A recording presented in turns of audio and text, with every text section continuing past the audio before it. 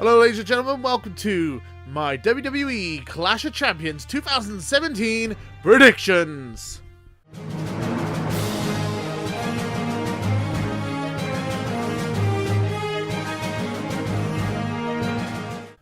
So I don't think really anyone really cares much about this pay-per-view. This seems kind of like a big episode of SmackDown.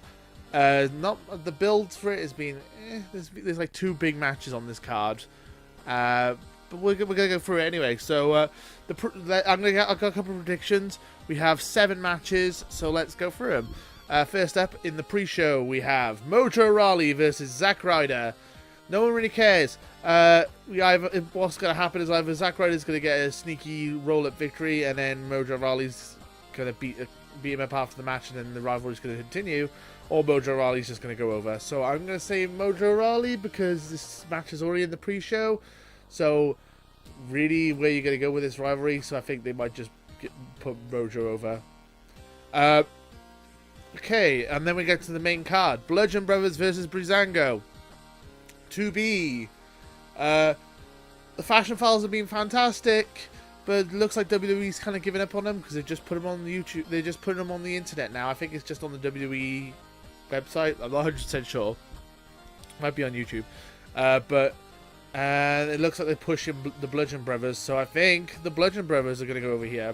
Pretty sure the Bludgeon Brothers are going to go over. Tag title match: the Usos versus Chad Gable, Shelton Benjamin versus the New Day versus Rusev and Aiden English. This could be a massive cluster. Probably going to be the match of the night. I think Usos are going to win it, retain. When it's a multi-man match. When it's a multi-man match, usually the champion retains. So I'm just going to go with that logic. Speaking of that logic, the US title match is up next. Baron Corbin versus Bobby Roode and Dolph Ziggler. Again, as I just said, multi-man match. I think Baron Corbin's going to win it. I think if they're going to have Bobby Roode win the US title and get over as a face, I think they're going to have him win it in a one-on-one matchup. And I don't know, they just kind of just added Dolph Ziggler. I can see them, the reason they've added Dolph Ziggler is to kind of appease him. I can see them just giving him the US title just out of the blue. But I think Baron Corbin's going to retain. Women's match. Charlotte versus Natalya in a Lumberjack match. This is not going to have a clean finish. There's no way this match is going to have a clean finish. It's going to end in a smallsy finish. Either someone's going to interfere and they're going to get someone DQ'd, or someone's going to get DQ'd in this match, probably. So, Charlotte's going to retain the title. Is she going to win it? Maybe. I'm going to say Charlotte retains. But then I've said retains for all the titles, so... which leads me to what I think is the main event, but is on the book it is not considered the main event. The WWE title match. AJ Styles versus Jinder Mahal. For God's sake, do not put the title back on Jinder Mahal. I feel like the injured experiment was a failure. Jinder Mahal, they took the title off him before he even went to India, and then they made him lose to Triple H in India, in his hometown, for no reason.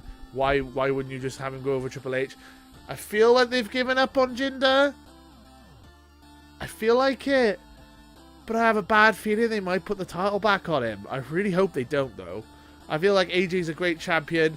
Have him hold the title to WrestleMania. Have Shinsuke win the Royal Rumble. Have Shinsuke versus AJ Styles at WrestleMania. That's what all the marks want. And then you have 2 world titles. Have the Universal title have the match with Vince wants, and have the WWE title be the match that the marks want. I think that would be fair. So I want AJ to retain, long-term booking-wise, but I have a bad feeling Jinder might win. But I'm going to say AJ retains.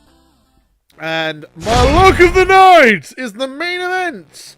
Wouldn't necessarily say it's a lock, but I would say out of all the matches on this card, this is probably the most likely to be a lock.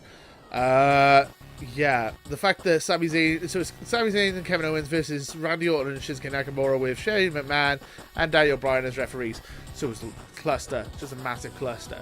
So the reason that this seems more of a lock than anything else is because I don't see them firing Sami Zayn and Kevin Owens.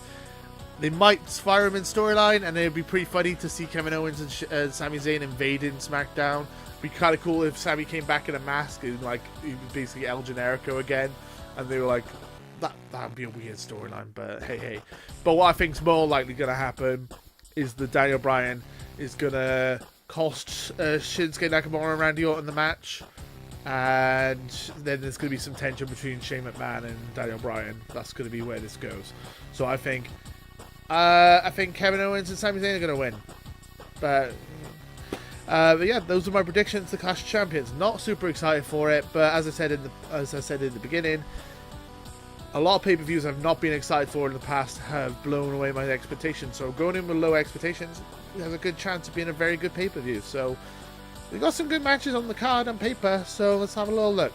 What do you guys think? Are you excited for Clash of Champions? Let me know in the comments below. And give me your predictions. If you give me all your predictions, I will have my review video, which eventually will come out. As I'm working full-time, it's going to be hard for me to get a review up, but I'm going to try and get a review up for you guys. When I do the review of this pay-per-view, I will compare my predictions to your predictions. So let me know what your predictions are. We'll have we'll look at all the predictions together. Anyway, rambling. So what do you guys think of Clash of Champions? Are you guys excited? Let me know in the comments below. And until next time, later!